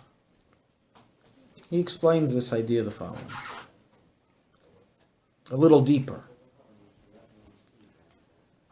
You were warned the class would be this way. No, I thought I sent out the topic. We're discussing Gulgulim, right?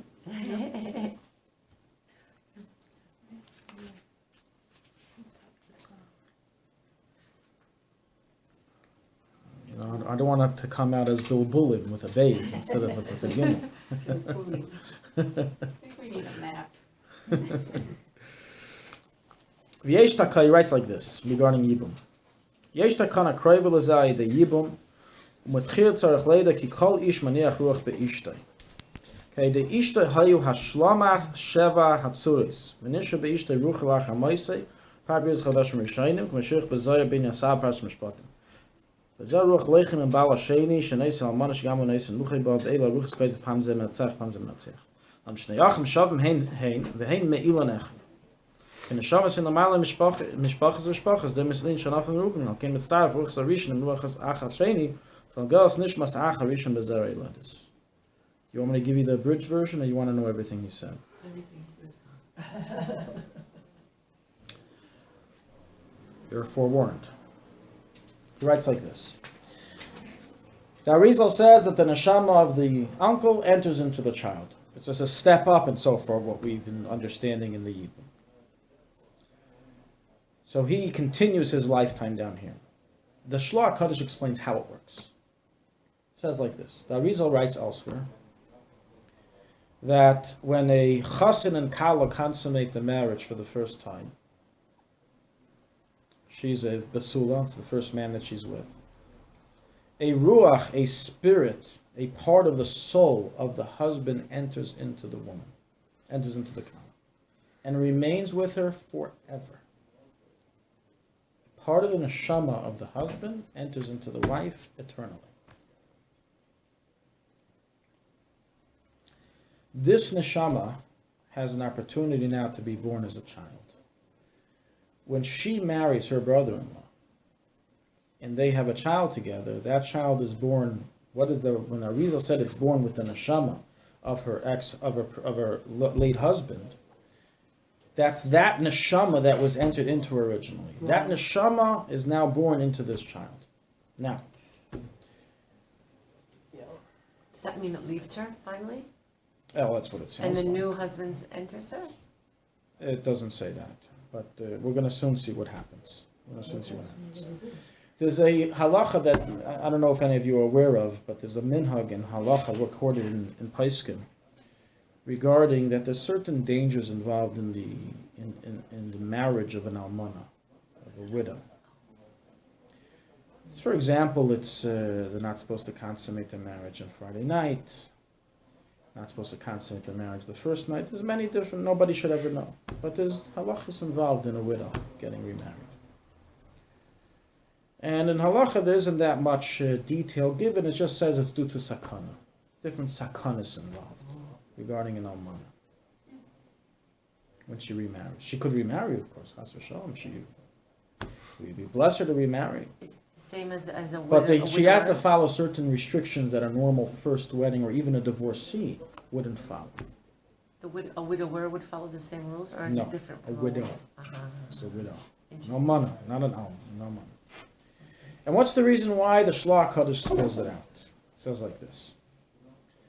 This may be a little hard to swallow, so get ready. The soul that was entered into her by her first husband, by her late husband, is still in her. It does not like that another husband is going to enter into the matrimony, into the marriage. The soul, but a soul is a soul, not an animal soul. Correct. Even a godly soul. Is not happy? Never saw rabbis fight. Never saw Gavriel and Michal have a wrestling match. Okay. Never saw Chesed and Gvura have take it out on the side. Even in Kedusha, you have opposing sides. It's not all a big, happy family that everyone's completely a doormat to everyone else. You have opposing sides in Kedusha. You read stories about how tzaddikim asked their, when they passed away, they asked their wives not to be married. Correct. I'll get to that. Yeah. Yes. It's true. I'll elaborate on that point in a second. I just want to finish this point. So this soul that remains, the ruach of the husband that remains in the wife, is not exactly so happy that another ruach now is coming in. And this is why there's a possibility of sakana. And that's why all these regulations that Almana has to follow when she gets married are there. That's the secret behind that sakana discussed in the Paiskim, who didn't tell us what the sakana is. This answers the question we asked from the beginning. Why doesn't she just marry anyone and Hashem will decide that child will be the Gilgal of the husband? Who cares who she marries? Let her marry anybody. Why the brother? Anyone else who marries her, the ruach of the husband that's in her will not unite with the ruach of the husband, of the current husband, of the biological father. However, two brothers are all from the same root and are family. And therefore they unite with each other. And that's why specifically Yibum must take place from a brother. As the two ruchas not only don't fight each other, but they unite and they both enter into this child.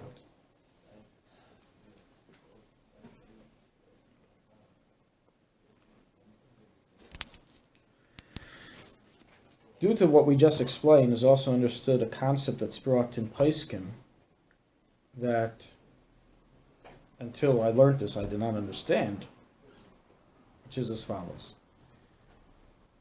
That even though there is a woman after her husband passes away is allowed to get married, and as we said, all these arrangements are done and all these halachas are discussed, but there are women who do not get married, and they're called almanas chayes. They remain like agunas their whole life. They remain attached to their first husband. They never remarry. And it's just explaining due to the bond, due to the love, etc. They don't want to marry anyone else. But al pi Kabbalah, we now understand why. As there's an eternal attachment with the first husband that is there. And that eternal attachment that happens and continues also after a person's passing. Also after the husband's passing. And therefore, so even though she's not married in this world in a halachic perspective to her husband, she is united with her husband. And that's why some choose, brought in place, not to remarry. Those who choose to remarry have to follow the detailed halachic regulations to avoid any sakana from taking place. So we're going to summarize and we'll conclude with a story, right? We'll conclude with a story. So we'll summarize. We explained that the mitzvah d'oraisa of Yibum, which used to be done back in the day, and maybe perhaps we can say, I just thought about this now, that the reason why after some time we stopped doing Yibum is because everyone now has enough offspring. Everyone has offspring, meaning all the first neshamas have offspring in this world that they can have their tikkunim done to, so they can just do chalitza. I haven't seen this, but it makes sense. That's neat. Today we don't do Yibum anymore. Not just today for Ashkenazim, already for over 1,000 years. Since the times of Abba Shaul and the Gemara, we don't do Yibum. So everything we just discussed, what's going to be? So what did we explain? The whole purpose is so that there be a continuity in the family for him, his neshama to go into. So since we're not all here our first time, if the person here is a second or third time, but his previous Gogulim still have offspring in this world.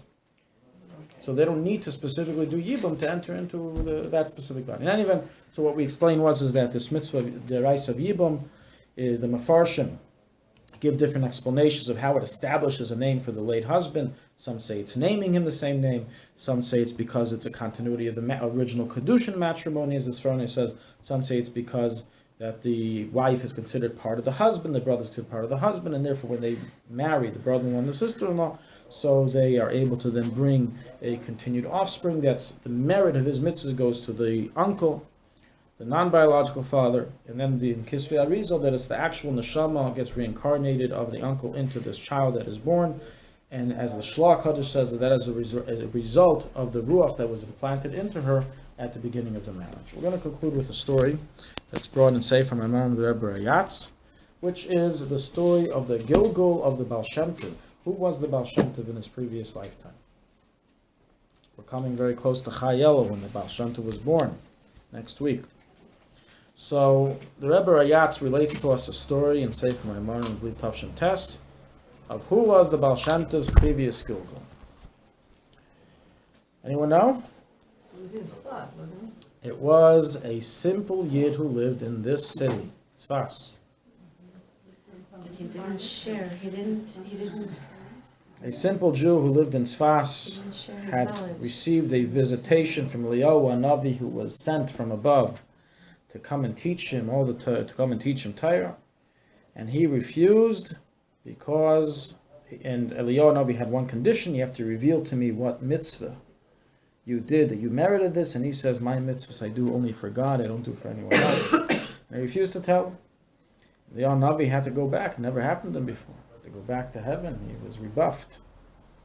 And this made such a noise in heaven that they decided they're going to send this neshama back down, and here will reveal the secrets of not Eliyahu, but Eliyahu's teacher, Achia Shileinu, to the Jewish people. And this was the neshama of the Baal Shem Tov.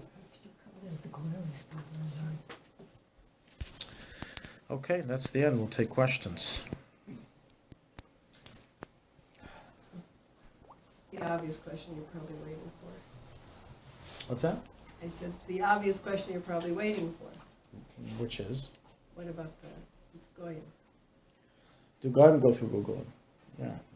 If they go through, we'll have to go through Shara Googlim to see. I don't recall right now. Oh. From what I recall from the past going through it is that the Goyim do have Google. I mean, and we see regarding Shechem, we see regarding many Goyim that they have Google. How it works, and has it worked differently than a Jew? Saruchim. Also, it says that women don't have Gugulim, but then that's only in specific cases. In other cases, they do have Gugulim. It's a lot of different rules here to the Gugulim process. As I said, this is a very wide-range discussion. We focus only on specific topics. Anyone else? Everyone here is the bulbul already. Actually, I think Bulbuling. even sister-in-law has to, I guess you